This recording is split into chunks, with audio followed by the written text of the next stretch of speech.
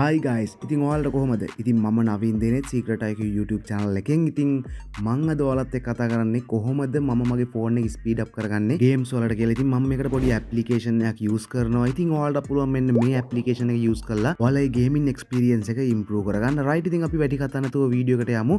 ඉතින් ඊට කලින් මතක් කරන්න ඕනේ මගේ YouTube channel එක subscribe කරලා නැත්නම් අනිවාර්යෙන් subscribe කරලා තියාගන්න. මේ වගේ videos ඔයා ගාවටම ගෙන්න ගන්න.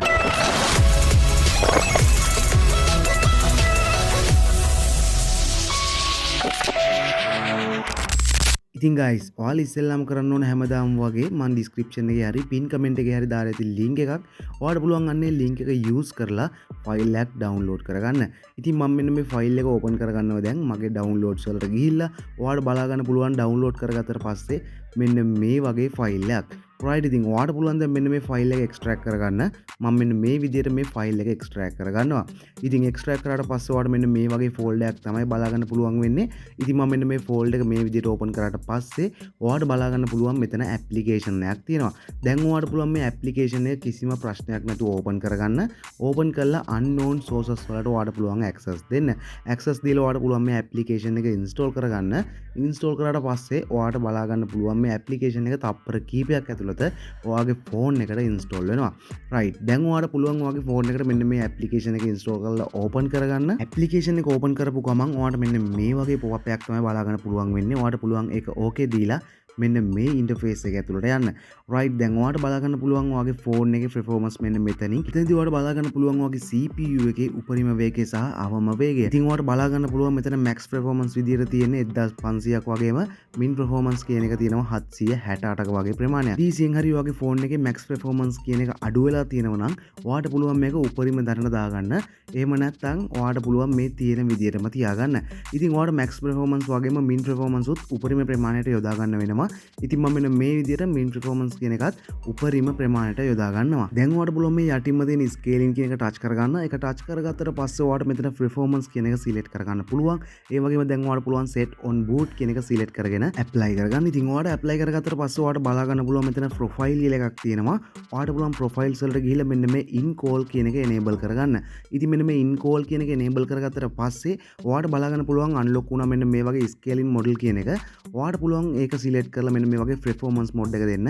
ඒ වගේම max CPU frequency කියන එකත් උපරිම ප්‍රමාණයට මේ වගේ යොදා ගන්න ඕන. ඒ වගේම min කියන එක යොදා ගන්න ඕන උපරිම ප්‍රමාණයට කලින් එක select කර ගන්න ඕන. ඉතින් ඒත් එකම ඔයාලට බලා ගන්න පුළුවන් low battery කියලා එකක්. ඔයාලට පුළුවන් ඒකත් මෙන්න මේ විදිහට select කරගන්න. ඉතින් ඔයා ඒත් එක මෙන්න මේ battery lower than කියන එක select කරලා 138ක් 40ක් වගේ ප්‍රමාණයක් යොදා ගන්න ඕනේ. ඉතින් ඒත් එකම scaling model එක ඔයා performance කියන එක select කරගන්න ඕන. max CPU frequency කියන එකත් ඔයා උපරිම යොදා ගන්න ඕන.